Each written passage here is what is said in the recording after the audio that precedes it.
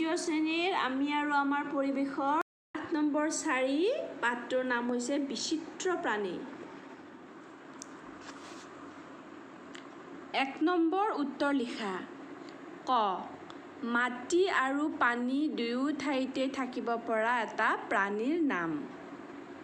বিচিত্ৰ প্ৰাণীবোৰৰ ভিতৰত কিছুমান মাটিত থাকে, কিছুমান পানীত থাকে আৰু কিছুমান মাটি পানী উভয়তে থাকে।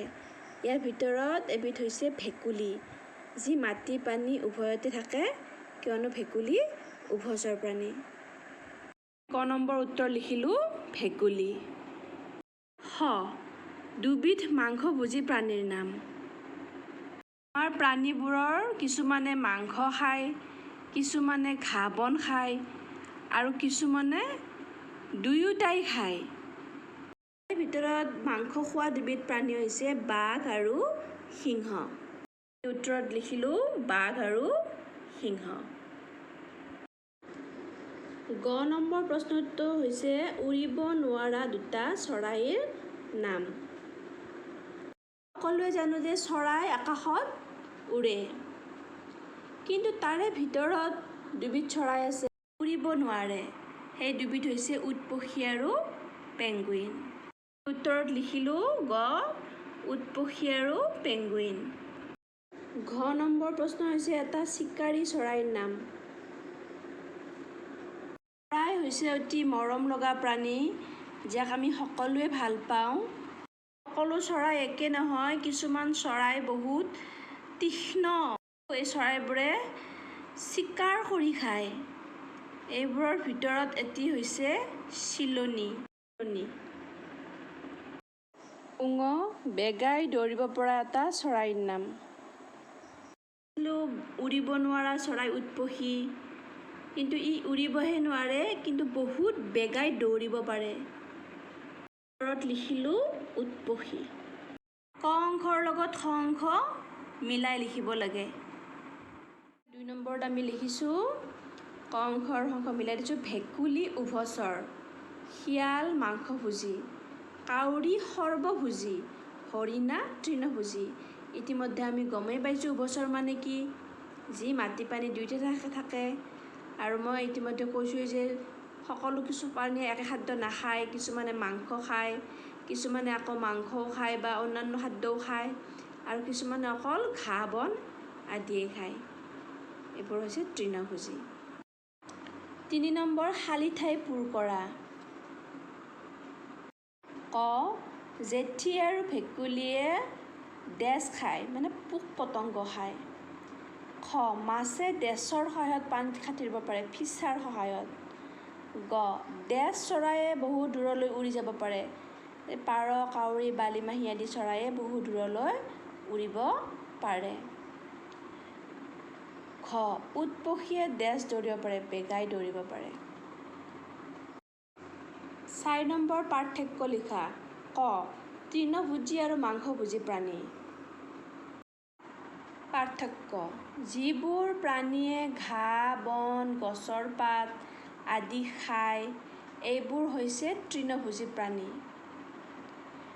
যেনে গৰু, ম'হ, ছাগলী, হৰিণা আদি।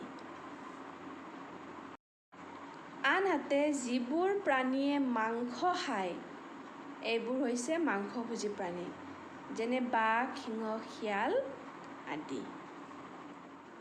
খ বনৰীয়া আৰু ঘৰচীয়া প্ৰাণী।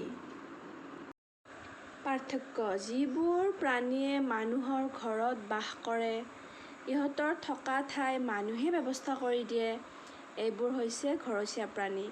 আকৌ ঘৰচীয়া প্ৰাণীসমূহ সাধাৰণতে তৃণভোজী হোৱা দেখা যায়, যেনে গৰু, ম'হ, ছাগলী আদি।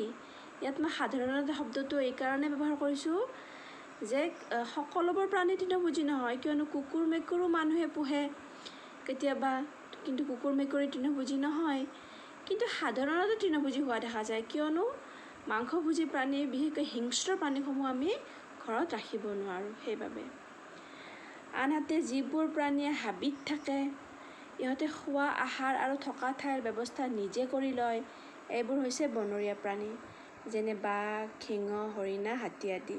আৰু এই বনৰীয়া প্ৰাণীসমূহৰ কিছুমান তৃণভোজী, কিছুমান মাংসভোজী আৰু কিছুমান সৰ্বভোজীও থাকে। 5 নম্বৰ, হাঁহৰ ঠোঁটত থকা ফুটা দুটাৰ কাম কি?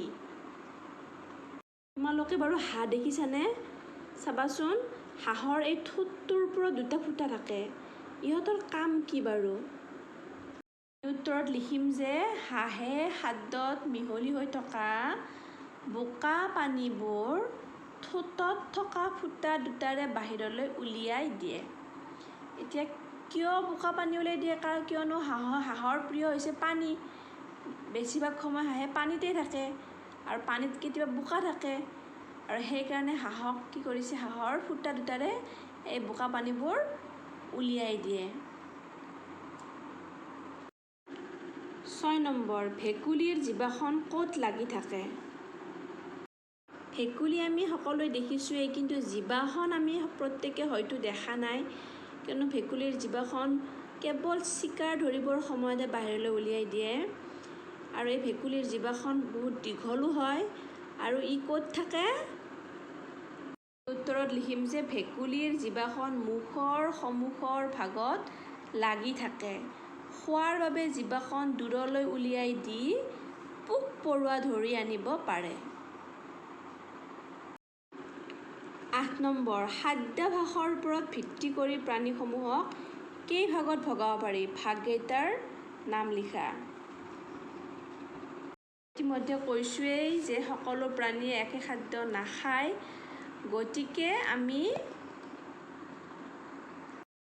লিখিম যে উত্তৰত 3 ভাগত ভগাব পাৰি। যেনে তৃণভোজী, যিয়ে ঘাঁহ বন খায়, মাংসভোজী, যিয়ে কেৱল মাংস খায়, আৰু সৰ্বভোজী, যিয়ে মাছ মাংসৰ লগতে অন্যান্য খাদ্য, ভাত, দালি, শাক পাচলি, ফল মূল এইবোৰো খায়। 9 নম্বৰ, চৰাই কিয় আকাশত উৰিব পাৰে? সকলোৱে জানো যে চৰাইৰ পাখি থাকে, সেইবাবে চৰাই উৰিব পাৰে। কিন্তু কেৱল যে পাখি থকাৰ বাবেই নহয়, চৰাইৰ গাটো যথেষ্ট পাতল, হাড়বোৰো যথেষ্ট পাতল হয়। আমি উত্তৰত লিখিম যে চৰাইৰ ডেউকা আৰু নেজত পাখি থাকে। এনে পাখি থকা ডেউকাৰ সহায়ত ই উৰিব পাৰে।